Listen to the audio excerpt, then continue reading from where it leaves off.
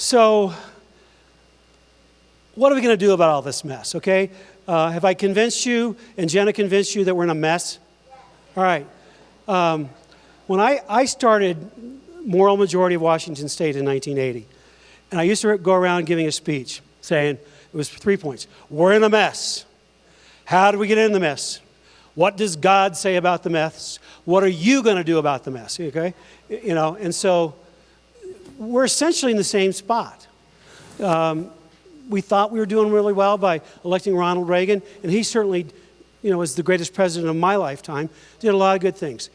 He didn't get rid of the Department of Education like he hoped to do, and, you know, so, but he did a lot of things, but we didn't have a panacea. We didn't have a utopia. We're not ever going to have a utopia. I don't care who gets elected president of the United States next time. Either the slide into the abyss will be slower or it will be a lot faster. But slide into the abyss we will go if we don't do something different. The idea that we're going to change Washington, D.C. from inside of Washington, D.C. is the height of insanity. You guys have all heard it. Repeating the same thing that doesn't work over and over again, hoping that you'll get a different outcome, is literally insane. And trying to elect conservative people to go to Washington, D.C. is a good thing to do. I will do everything I can to make that happen. This year, I have literally raised millions of dollars for candidates over the years. I helped send Generation Joshua teams out tens of thousands, yay, Gen J, go, woo! To help elect people. We knock on hundreds of thousands of doors every year, and we'll keep doing that because it's important to try to slow down the slide into the abyss because it gives us a little bit of more time to actually fix stuff, okay? It's important that we elect conservative people, but I have no illusions that no matter who wins, no matter how many conservatives we elect this coming November, the fundamental problem will remain the same. And the fundamental problem is the sin nature of man. The fundamental application of the sin nature of man is Washington, D.C. believes that they should control our lives and that we would all be better off if we just let them run our lives. Which, if you notice, the elitists on the left especially, but somewhat the elitists on the right as well, they will tell you that you're just too stupid to know. And that, you know, the reason that you're not a progressive like them is because you're too stupid. The president of Duke a few years ago, I don't know if this is the same person that's president today or not, there was a survey done of the political leanings of the professors at Duke, and it was like, you know, a huge majority were leftists. And so the president was asked, why are there no more conservatives at Duke than this? And the president answered, well, it's not intellectually respectable to be a conservative. So what do you expect at a place like Duke? The president of George Washington University at graduation a few years ago, when he was telling them to move their tassels, he said, please move your tassels from the right to the left, which is, I hope is what has been done to your political views while you've been here at George Washington University. The elitists legitimately believe, I mean, in their own worldview, in their own heads, they think it's legitimate, that we would all be better off if we just let them run our lives for us. I debated the head expert from Canada on the UN Convention on the Rights of the Child at a university in Indiana. And she said that the Convention on the Rights of the Child was a worldview that everyone in the world should conform their lives to. They legitimately believe that they should run our lives. Ladies and gentlemen, when the British tried this in 1775 and 76, we picked up our guns and said, you know what? We want to be self-governing, thank you very much, and we will do it. Now, there is a time and a place that the Declaration of Independence recognizes that revolutionary action is warranted. But we're not at that time and place because of this. There is a lawful alternative built into the Constitution that is totally peaceful, totally attainable, if the right people will just stand up, speak up, and show up. And so when there's a peaceful, lawful alternative, we have no business thinking about, talking about, promoting any form of other kind of solutions at this point in time, because we can do this. So let's dive into that solution. It's found in Article 5 of the Constitution. Article 5 is how we amend the Constitution. And here's the reason we need to amend the Constitution.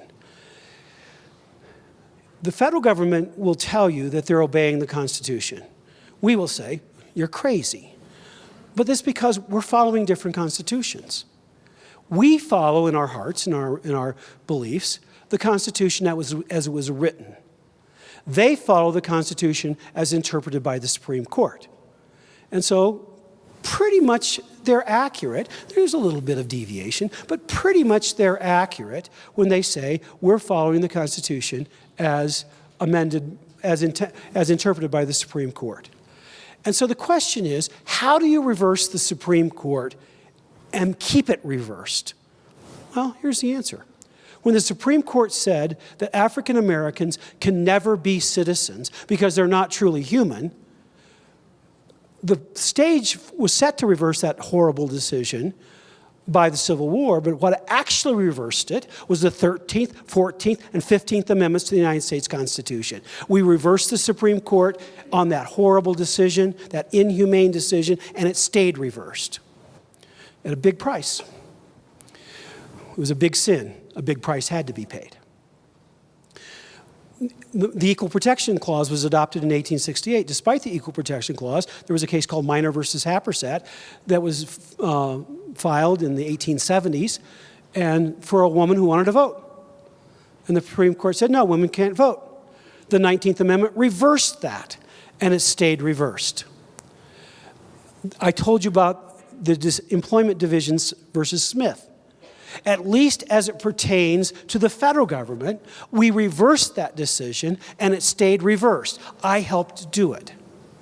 And so the idea that you can't reverse the Supreme Court and it won't stay reversed is just not true. Now, is it difficult? Yes, it's difficult. But it doesn't mean it can't be done and that we can't do it and that it won't work. It will. And so when people say, how will amendments to the Constitution fix this? If they're not obeying the Constitution now, why will they obey the Constitution? Because we're reversing the Supreme Court opinions that we're relying on. And when you do that, they stay reversed. That's the answer to the question. So Article 5 proposes two ways to amend the Constitution: to bring in structural changes to right the country in the way we need to go. And and the amendments that I want, with one exception, well, even in that, are basically the treaty. I want to get rid of the use of treaties for domestic law purposes. And so that one maybe could be characterized as an actual change to the original structure, but it's really the same heart, because I want to limit international law to the international sphere and not have it be applied to the domestic sphere. So George Mason, at the end of the Constitutional Convention, was commenting and critiquing the plan that was on the table at the moment. We were like 4 days from the end of the Constitutional Convention. And the plan on the table at the moment was Congress proposes all amendments, and the states ratify all amendments. Sounds nice and balanced. Until Mason stood up and said this: look it, if we need to rein in the power of Congress, which will surely happen someday, Congress will never propose an amendment for the states to ratify. To which everybody said, okay, that's right. And they didn't debate it. There was no dissent. It was adopted. Nem con, no dissent, is what the notation says in the record. And so we got Article 5 written the way it is. And what it says is this: if 2/3 of both houses of Congress want to propose an amendment, it goes to the states to be ratified by 3/4 of the states, which today is 38 states. But if the states want to propose an amendment, they must call a convention to do so. It's not a constitutional convention, because in our parlance, a constitutional convention means a convention for the purpose of replacing your constitution in toto. And that has to be done outside of Article 5, because Article 5 does not permit that. For one thing, you can't change the rules of the representation of the states equally in the Senate without the consent of that particular state. So you can't use Article 5 to do that. You don't have an open thing to do anything you want under Article 5. So when the states want to call a convention, when 2/3 of the states agree to call a convention for a particular purpose, then you have a convention for that purpose. Now, it doesn't say literally for that purpose, but if you read the history, as I have done, and let me just give you a hint of what that means. There's a new volume of books. It started being produced, to my knowledge, about 10 years ago, but they're adding state by state by state. It's currently at 27 volumes, about 700-800 pages a volume. It's 2 or 3 shelves at the Patrick Henry College Library. It is a big series of books on the history of the ratification of the Constitution of the United States. So when I tell you I have studied that, I have studied this in those 27 books. Now, I was using a computer-aided version of that to go a little faster, but I have read every single word in that history that relates to the topic we're talking about today. I didn't read everything, but I read everything relevant. Plus the Federalist Papers, plus the debates of the conventions, plus the debates of the ratification conventions, and so on. So when I tell you that they agreed that you had to have the states in agreement on the subject matter, that is backed by history. And it's backed by the historical practice since then, because there have been 400 plus applications for an Article 5 convention from the states in the intervening 200 plus years, and we've never had a convention. Why? Because we've never had 2/3 of the states agree on the subject matter. So there's an absolute ironclad, locked up legislative precedent that says you gotta agree on the subject matter to get the thing started. The question is, once you get it started, can they change the rules in the middle of the stream? Because after all, the critics will say, the original Constitutional Convention was only supposed to amend the Articles of Confederation, but instead they adopted a whole new Constitution. How many of you have heard that argument in one way or another? Okay, several of you. It's a lie. It didn't happen that way. And I used to know almost all of the truth of that. I now know all of the truth of that because of what I did this last 6 months of reading through those 27 volumes. And I've just finished the first draft of a 100-page law review article finally defending the legality of the Constitution. There are 50-some law review articles that just summarily conclude the Constitution was illegally adopted. And there's one lengthy law review article by a Yale law professor joined by a former student of his who's now a Georgetown law professor saying the Constitution was illegally adopted.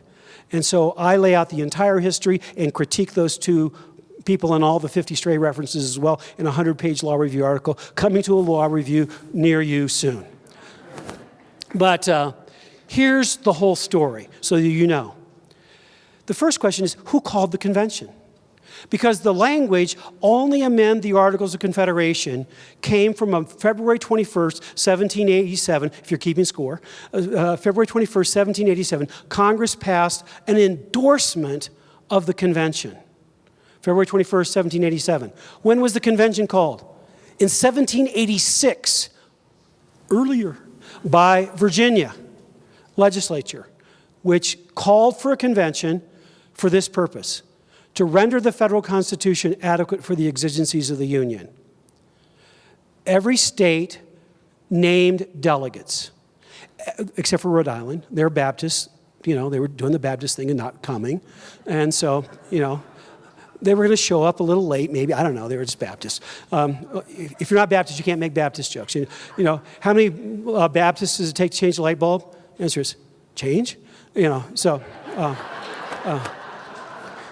Or the other answer is 12, one to change the bulb, and the other 11 to brag on how the old bulb is better than the new bulb.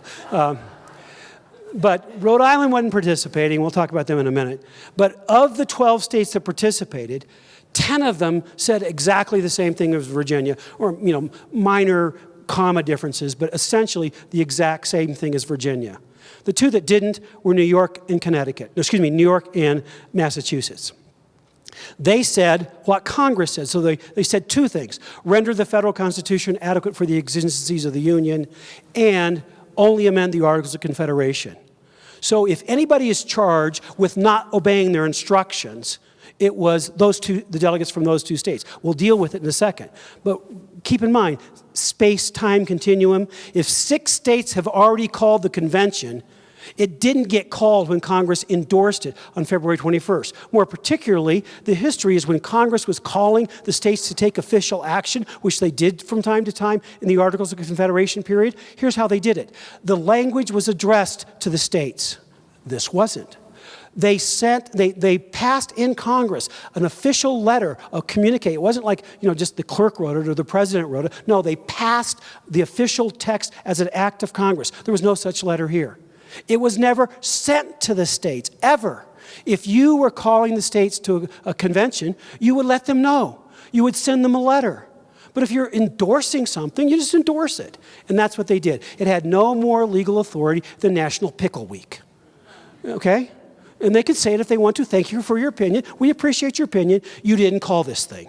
We, the states, did. Now, the only people that we have to worry about disobeying their instructions are the delegates from New York and Massachusetts. The 2 anti-federalists who hated the thing from the beginning, Lansing and Yates, walked out after the New Jersey plan failed. They supported the New Jersey plan. By the way, guess what? The New Jersey plan violated their instructions as much as the final product did, but they were there for it. They were just political operatives. They weren't making legal arguments. They dressed their political arguments into legal terminology, but they were duplicitous, not worthy of our consideration seriously. Although I devote 10 pages in my law review article to them. But they didn't vote. Why? Because New York instructed their delegates that if all 3 of our delegates are not present, they don't get a vote. So Alexander Hamilton stayed and debated, but he never got a vote again after they left in the middle of July. And so you can't argue that the New York delegates violated their oath and their credentials because they didn't vote for the Constitution. New York was silent. And so it's only Massachusetts. So who's the best judge of whether the Massachusetts delegates disobeyed the instructions of the Massachusetts legislature? I would submit that the answer is the Massachusetts legislature. And they sent it back when the Constitutional Convention was over. They went back to Massachusetts, and the delegates, there was a motion to condemn the delegates for violating their instructions. That motion to condemn them failed 27-25, and the vote was, the 25 were pretty much the people who voted not to send them in the first place. So again, they were making a political argument, not a legal argument, but nonetheless, the body that sent them said, no, we think that they did the right thing because amend the articles can mean strike the whole thing out, take a few parts of the old Articles of Confederation in, repackage it, and adopt a wholesale amendment. That is done in legislatures all the time. And that's basically the defense that was made by Madison and Federalist 40 and was approved by the very group that wrote the instructions. My submission is the people who gave the instructions are the best judge of whether the instructions were obeyed or not some Yale law professor 200 years later. And so the idea that they didn't follow their instructions is a lie. Now let's go to the advanced criticism of the Constitution. The advanced criticism is, oh, yes, well, that's good about that, but what about the rule that the states were all supposed to unanimously, the legislatures were supposed to approve the Constitution in the legislature unanimously before you could amend the Articles of Confederation? And instead, the Constitution said it would be operative when 9 state, not legislatures, but conventions approve the document. What about that? Didn't they change those rules? Here's the rest of the story. As Paul Harvey used to say, I really am aging myself right here on the spot. Okay. At the very end of the Constitutional Convention, there were 3 separate articles in the Constitution's draft on the ratification process. One was the final version we got that I just described. Second was a transitional plan. Once the Constitution was adopted, here's how we're going to actually hold the first elections and so on. Third was a request to send the matter to Congress to have them approve the document, to approve the new methodology for ratification, and then send it to the state legislatures, asking them to approve the new methodology for ratification. I pause U.S. history to tell you about Blue Ridge Bible Church. I was the founding pastor of Blue Ridge Bible, and I don't go there anymore, but it's another story. But I was an elder for a long, long time. And the rule that the elders imposed on ourselves voluntarily was we ruled unanimously. If we didn't rule unanimously, we didn't do it. We just waited. Now, music became quite contentious. No one's shocked. Knowing laughs. Okay. And so we could have, it's kind of a two-thirds, one-third, want to do one thing. We could have, if we wanted to, changed the rules to allow two-thirds majority to decide the music rule. But we would have had to have unanimously vote to change the voting rules and then use the new rules to adopt a new music policy. You guys follow that? Okay, all right. That's exactly what happened here. Hamilton's suggestion was ultimately adopted. And when the Constitutional Convention finished, they proposed two official acts, not one, two official acts. One was the Constitution, and the other was a document that took away those two other provisions on ratification, and because both of them would just be temporary. They were transitional measures, and they didn't want to put transitional measures into the text of the Constitution. It was not like a letter or anything. It was an official act of the Constitutional Convention, and they sent both of those things to Congress. And the net effect was this: Congress, we're asking you to approve our new methodology, by the way, which is what their directions from their states called them to do. So it was exactly the same as the Articles of Confederation amending rule. Congress approves, all the states approve. It wasn't from Article 13, but it was the same rule because the states told them to do the exact same thing, okay? And so Congress got the Constitution and the ratification request. Congress unanimously approved the ratification request only. They took no vote on the Constitution because they weren't asked to. And they sent the ratification request, not to the state conventions that ratified the Constitution, to the state legislatures, the old system, and asked the state legislatures to approve the new process by calling for constitutional ratification conventions in their states. All 13 states, including the Baptists in Rhode Island, their legislatures voted to call ratification convention. Rhode Island, being Baptist, called a congregational meeting. They named every male in Massachusetts a delegate to the ratification convention.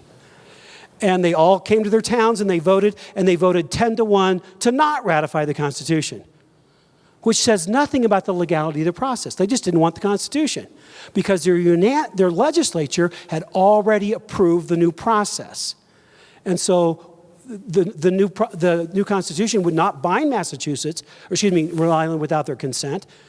North Carolina also originally rejected it. It didn't bind North Carolina without their consent, but the rest they agreed to this new process that allowed the states that did agree to start the Constitution and going correctly. So those that argue it was adopted illegally, even if they know the advanced thing about the 13-state thing, they're wrong. They're just flat wrong. It's not what happened. And enemies of the Constitution have been saying this for a long time, including the man, Warren Burger, the former Chief Justice of the United States Supreme Court, who convinced my friend Phyllis Schlafly to oppose all this. Phyllis and I love each other on everything except this. We don't agree on this.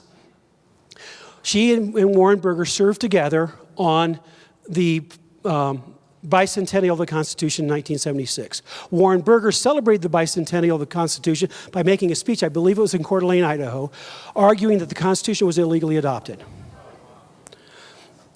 He wrote this letter to Phyllis saying, Article 5 conventions are dangerous, just like the original Constitutional Convention was. It was a letter. It wasn't a brief. He did no research. It was a letter. At the same time, Warren Burger wrote in Parade magazine that the Second Amendment was an anachronism and should be abandoned. I don't believe, and you know why he did it? Those aren't the reasons he did it. Here's the reason he did it. At the date he wrote the letter, 20 states at that moment had passed Article 5 applications to reverse Roe versus Wade. 20. He was the Chief Justice that presided over Roe versus Wade. He was a co-author of Roe versus Wade. He was not trying to preserve the dignity of the Constitution. He was trying to preserve the rule that babies are murdered under the edict of the Supreme Court of the United States in Roe versus Wade. And he hoodwinked Phyllis Schlafly into believing the drivel that he put in one-page letter.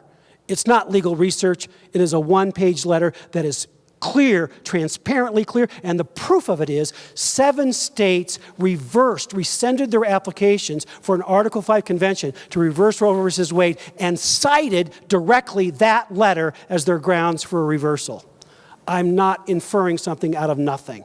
They actually cite the letter. So we stand today, by the way, at 13 states with an application for an Article 5 convention to reverse Roe v. Wade. That's the count at the moment. So when people tell you that this is dangerous, just like the original convention, they don't know their history. And if they claim to be a constitutionalist and argue this, it's the equivalent of saying George Washington was a great American hero, but guess what? He was also a British spy. You know, nonsense. You got to choose.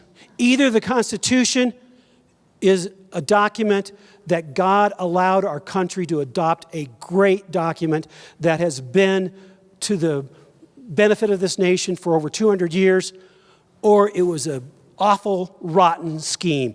Take your side, pick it, but don't call yourself a constitutionalist if you believe that the Founding Fathers were scoundrels and cheaters.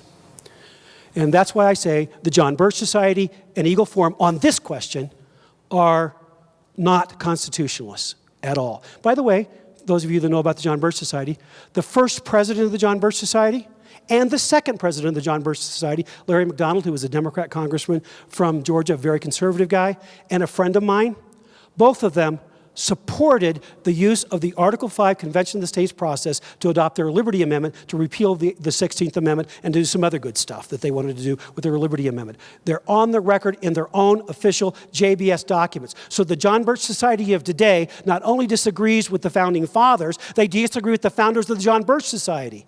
I stand with the founders of America. I stand with the founders of the John Birch Society, and those neocons running the JBS ought to be ashamed of themselves. So just saying. Not that I have an opinion on it. So here's how the process works.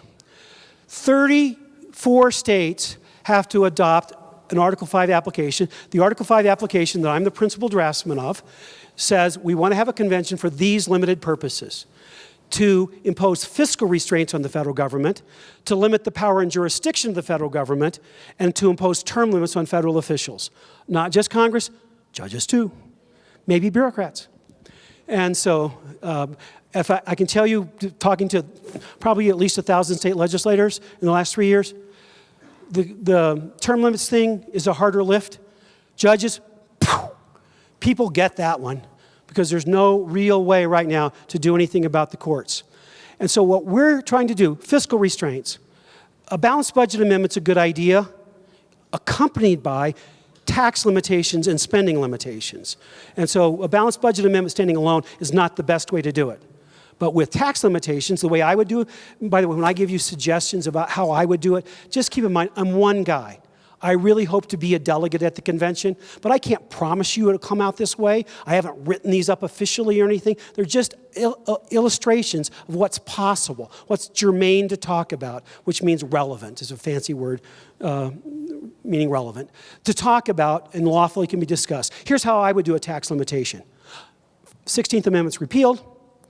All other federal taxes are repealed. You give a sunset clause, 3 years or something like that. You know, there's a drop-dead date.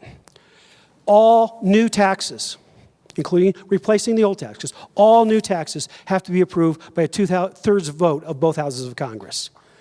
That's the way to do it. If you say, well, it's this or that, the people will figure out how to do stuff. But if you make it really difficult procedurally, structure is the key to freedom. A 2/3 majority, I settle, you know, I'll compromise. I'll take a 60% majority in both houses if I have to. But a supermajority to require any tax, any new tax, any tax increase, that will put a big hamper on any taxes. Spending, the way to fix the federal spending clause is this. It's a rewrite of the General Welfare Clause. The entire clause is this. If the states have jurisdictional competence on the subject matter, the federal government is prohibited from spending any money on that subject. Done. Boom. And so the problems that we see on spending would be gone. It may not be worded exactly like that, but that's the concept.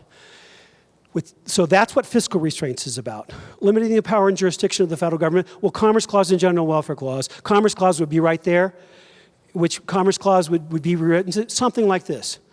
Congress has the power to regulate interstate shipment of goods and services, period. It has no power to regulate that which affects interstate shipping, but interstate shipping itself. End of discussion. Something like that would dramatically reduce. The Environmental Protection Agency would be gone. Not that environmental laws would be gone. Colorado has environmental laws. Colorado's environmental laws are going to be protective of Colorado. Do you think that Colorado's environmental laws need to be exactly like Florida's? No, that's craziness. And what if you need to, you could have a regional compact on environmental laws if there were issues that the mountain states need to work together on.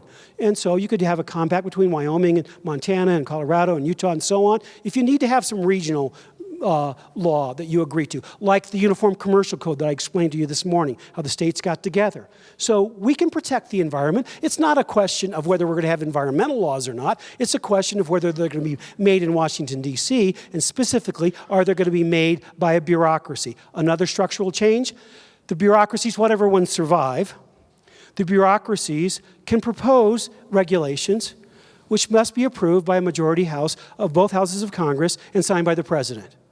So if they want to propose something, let them propose it. But it's got to be enacted the regular way. So there's political responsibility for passing the laws in Congress. Congress puts their name, their reputation, their future on the line by these stupid regulations. It will dramatically reduce that. But the big structure that I'm most interested in, I want all these, is the Supreme Court. We've got to do something about the Supreme Court. 20 times that I've counted, the Supreme Court has said, the only restriction on our power is our own internal sense of self-restraint, meaning we are the judges of how much power we have. The founders did not want any branch of government, any level of government, to be the judge of how much power they should have. And there are a couple of ways that we can fix the Supreme Court. In fact, there are more than a couple, but let me just give you 2 examples. Again, just examples. I can't guarantee that this will happen just this way. The first example is, I would like the states to appoint the Supreme Court, not the federal government. And the reason for that is if you want judicial independence, the problem is we have a power cabal in Washington, D.C. And the operative rule in Washington, D.C. is let's all support each other and increase the power of Washington, D.C. If the judges are appointed by the states, then you can, it would be a real check and balance. Now, I don't want judges to lose judicial independence. That's an important thing. So whatever the length of term is, one and done. If it's 2 years, if it's 6 years, if it's 10 years, one and done. You can't go back. You're not going to be currying favor. It's one and done. Now, if the states appoint them, I would give the states the ability to remove them. They could be impeached, and I would add to the impeachment power, the failure to follow the original meaning of the Constitution is grounds for impeachment by the state that appointed you. And so one way of doing the state appointment would be, the math comes out a little easier if you increase the number of judges to 13 rather than 9. And so every 2 years, every state would appoint a Supreme Court judge. It's in an 8-year term, there's 52 slots. And so it'd be slightly faster than every eight years, but essentially every 8 years, Colorado would appoint somebody to the Supreme Court for 2 years, and then your time would come around again, another cycle, and you'd have another person on the Supreme Court for 2 years. One of the great things about that is they all wouldn't go to Yale or Harvard. I send students to Yale or Harvard Law School from Patrick Henry. 2 of them are going to clerk for the Supreme Court next year. Actually, one went to Harvard, one went to the University of Virginia Law School, and they're going to clerk for Justice Kennedy and Justice Scalia next year. I'm looking forward to them doing a good job and getting qualified to be on the Supreme Court themselves someday, which is the more important thing. If they're not all from Yale or Harvard, maybe they won't believe that it's too bad that we make so many decisions in this country by counting heads rather than by weighing heads. Maybe somebody will have gone to the University of Colorado Law School or Gonzaga or someplace else. And so if the states appoint them, we're going to see a better variety on the Supreme Court, and they're going to be there for a short time. There's not going to be somebody like Justice Kennedy ruling the whole country for decades and decades and decades, which is what it amounts to, is one man is effectively ruling the country because he's the swing vote, and he decides, we'll get rid of that. in a big hurry. The other thing, Mark Levin proposes this in his book, The Liberty Amendments, which is exactly germane to what we're talking about. And Mark Levin supports what I'm doing. I support what Mark Levin wrote in his book. Although he will tell you right now, he and I are friends, he will tell you that the exact text of his amendments were starters of conversations. He would not expect the final convention to enact them word for word. And so people get all upset about this word or that word. Levin himself will tell you, fix the word. Let's get the concepts going. And so but his idea is this. You give both Congress, who'll never use it, and the states independently the power to vacate a decision of the Supreme Court. Let's use the same-sex marriage case as an example. If 30 state legislatures could vacate a decision of the Supreme Court, what it would mean is the decision of the Supreme Court would be final only as to the people in the case, that couple, nobody else. The precedential value of the case is entirely gone if 30 state legislatures vote to vacate the decision.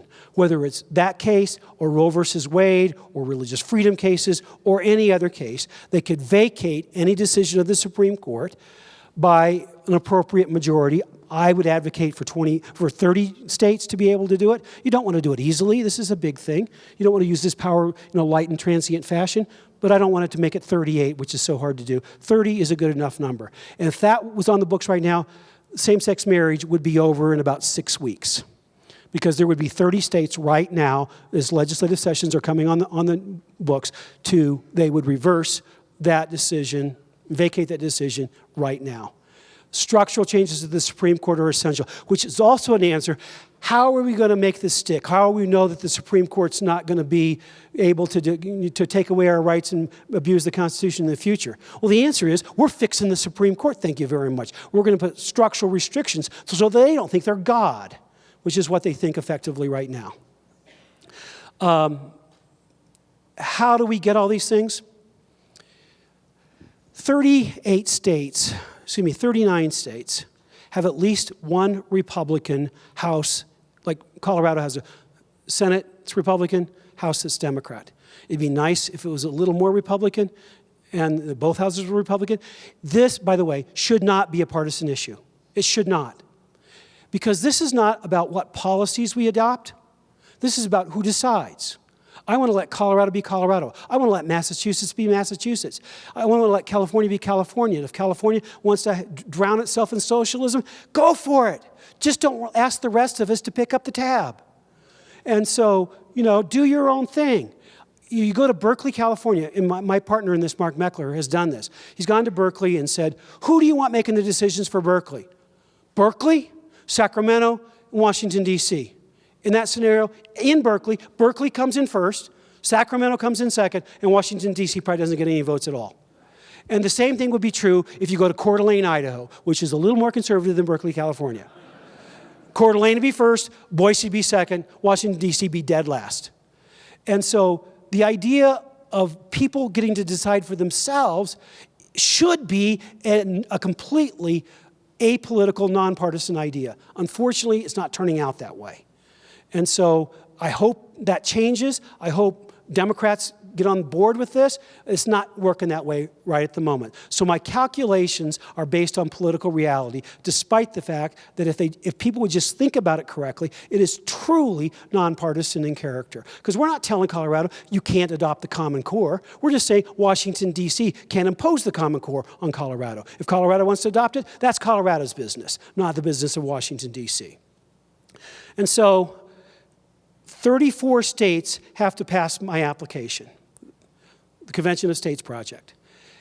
Then you go to the convention, and at the convention it's one state, one vote. 26 states, a majority, have to approve the final text on the balanced budget amendment, on the tax limitation amendment, and so on. You're probably going to end up being 5 to 7 total amendments. The treaty amendment that would say no domestic treaty, no treaty can be used to impose domestic requirements on the United States, something like that. That's a very, very loose wording, but you get the idea. 5 to 7 amendments will be proposed, and just like the Bill of Rights, the states will vote on them individually. There were 12 Bill of Rights, 10 got approved. And so if 7 got out, and only 5 got approved, then the 5 that got approved would become part of the Constitution. The other 2 wouldn't. And so that's how it works. Now, what if something really bad comes out? Well, I'm going to give you a political answer and a legal answer. The political answer is count votes. If, I won't use a current presidential candidate, if Bobby Jindal, who's a good friend of mine, got elected president and wanted to appoint me to the Supreme Court, neither Bobby or I would be so stupid as to do it because we can count votes. There is no way that somebody as conservative as me is going to get 60 votes in the United States Senate. And so we just adjust ourselves to political reality and we count votes. And if you count votes, the idea that somebody could repeal the Second Amendment through this process is utterly absurd. Because it takes one House in 13 states to vote. If the Colorado House votes no and the Colorado Senate votes yes, the answer is no, because it takes both houses to vote yes. Anything other than both houses voting yes, it's no. And so since 38 states are required, unless you're doing President Obama's math, and that's 57 states, and so 3/4 of 57 is 8. I figure if you can't do geography, you can't do math either. But the real number is 38 states have to ratify. So 38 minus 50 is 12. 13 kills it. A single House, just Second Amendment. How many states would vote against changing the Second Amendment? Montana, Idaho, Colorado, Wyoming, Texas, North Dakota. I can get to 25 in a big hurry. You know, you can't get to 13 in less than 3 seconds. You know, it is impossible that anything like that would ever happen. Here's the legal answer. Remember I told you that there's a solid rule that you can't start without an agreement on the subject matter? Well, what about changing the rules in the middle of the stream? Legally? The Equal Rights Amendment, remember, some of you are old enough to remember that, originally had 7 years for ratification. They changed the rules for ratification, and Congress purported to do so by a simple majority vote, tried to add 3.5 years onto it. A lawsuit was filed by Washington state legislators challenging the constitutionality of that law. It got consolidated in a federal court in Boise with Idaho and Arizona legislators litigating as well. They worked together as a team, and they won. And the ruling in the case was you can't change the rules in the middle of the stream. That was only a district court opinion. The Supreme Court granted review, and they froze it until the second deadline passed. When the second deadline passed and 38 states didn't ratify, they said the case is moot. So it's not a binding decision, but it's a persuasive decision. And the lawyers who did that, built the case not out of thin air, but there was a 1796 decision of the Supreme Court and so on. You know the reasons that I know that in detail? I was the lawyer who filed the first challenge to that on behalf of the Washington state legislators. I was 2 years out of law school, and I was taking on Congress on this issue. I sued them and won then. If somebody tries to change the rules in the middle of the stream, I will sue them and I will win again, because now, as of this summer, I've been in practice for 40 years, and I know my way around the courtroom just a little bit better.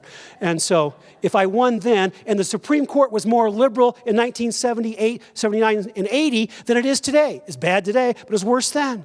And so we have a political answer, we have a legal answer, and I'm the guy who was on the battlefield doing it. This is not my first rodeo. God laid this on my heart.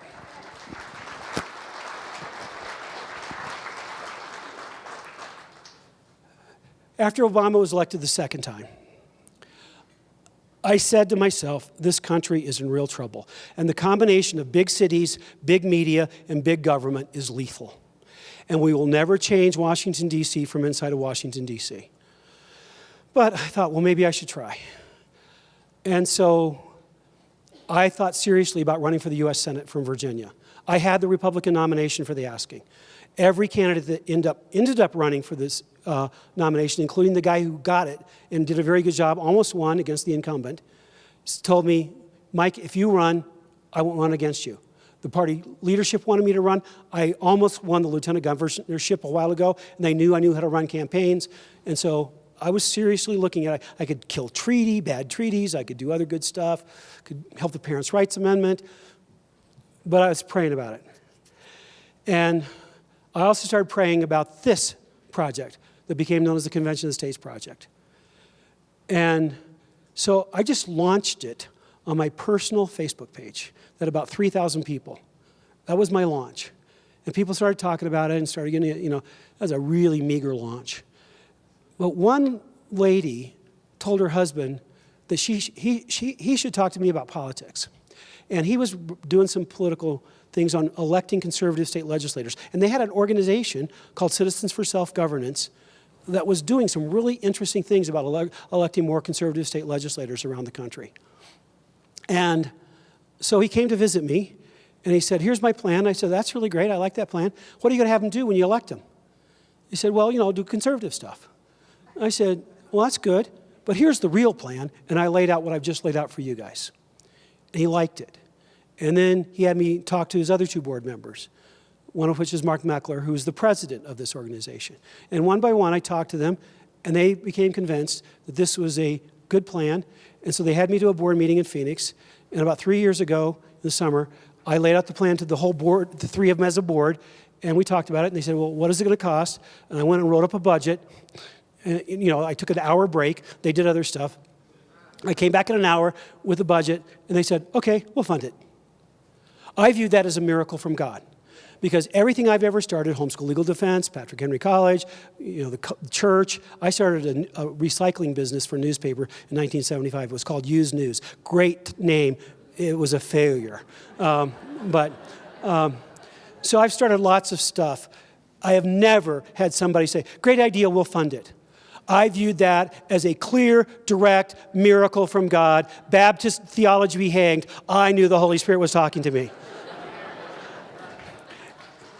And then Mark Levin, as we're getting our website ready to do this, Mark Levin lets us know he's got this book coming. And so about 2 weeks before our website goes live, we get Mark Levin's advanced copy of his book. I view that as a divine miracle, because Levin's book, The Liberty Amendments, pushed this process forward about the space of 10 years worth of work in about 3 months. He lit this thing on fire, and the grassroots went crazy, and the Convention of States Project, here's where it sits today. As of Thursday, 5 states have completely adopted our application. Georgia, Florida, Alaska, Alabama, Tennessee. It has passed 8 other states, 1 house only. For example, the Tennessee Senate passed it this Tuesday by about a 2-to-1 margin. So we got to go to the Indiana House. But we have 8 states right now halfway through. So if we get all 8 of those, and we're still trying for a few more, I'm going to the Ohio legislature on Tuesday, and other people are going to Kansas and other places that we don't have it halfway through. And so by this time next year, I hope we're at about 19 or 20 states. If we do that, I think we'll be at 34, not probably a year later, but maybe, worst case scenario, 2 years later. Greg Abbott, governor of Texas, gave a 30-minute speech about this, endorsing this, promising that Texas would do it. Thomas Sowell wrote a big endorsement of this recently. Of the presidential candidates that have officially endorsed it, Marco Rubio and Mike Huckabee did. Bobby Jindal did. But those, 2 of those 3 are gone. Others are looking at it. I expect to hear other candidates endorsing it. It is picking up momentum because people understand that Washington, D.C. will never solve the problem. There are 2 choices in this country. And the question on the table is, how much power should Washington, D.C. have? Here are your 2 choices. Washington, D.C. decides how much power Washington, D.C. has, or the state legislatures decide how much power Washington, D.C. has. People say, well, we can't trust the state legislatures because they're not perfect. Well, guess what? Sin nature is not repealed in state legislatures either. But the question is, you only have 2 choices. You don't have 3. You have 2 choices. Washington, D.C. decides how much power Washington, D.C. has, or the state legislatures decide how much power Washington, D.C. have. On that subject, I will tell you, state legislatures are infinitely more reliable than Washington, D.C. That's all you really need to know to get the essence of what we're doing. And if you want to help us, it doesn't take that many people to help. You're going to say, how are we going to get all America to do this? I don't need all America. I'd like all America. I don't need them. I've been working state legislatures a long time, more than 30 years. Worked Congress about the same amount of time. If 100 people call a state legislator on a bill, that is almost unheard of. 1,000 people calling a state legislator on a bill is absolutely unheard of. What would it take to deliver 100 calls to enough legislators to do this? Of 40 states that are plausible, California, not so plausible, New York, not so plausible. Of the 40 states that are plausible, there are 4,000 state House legislative districts. State Senate districts are bigger than that, but if you've organized the House districts, you've got the Senate districts organized by definition. It's just bigger numbers. 100 people in those 4,000 state districts, 75% of them is our goal. Now, I'd like 100%, but I'll settle for 75%. Because if 75% will call their state legislators with that kind of number, all we have to get is to 50% plus 1. I don't have to get 75. I'm giving myself some wiggle room by saying 75. How many people do I need to do that? Well, it's simple math. 4,000 districts times 75% is 3,000 districts. 100 people times 3,000 districts is 300,000. 1/10 of 1% of the American public can make it to that level. Now, if it's 1,000 calls per district, which is, I guarantee you, it is utterly probable if we get 100 calls, we win. It is a political guarantee that if we get 1,000 calls, we win. How many does it take?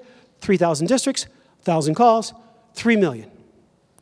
Little less than 1% of the American public. I don't need the majority. Politics goes to the biggest group that participates.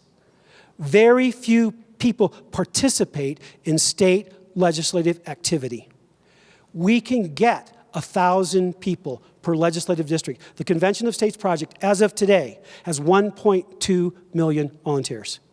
We are above the 100 per district.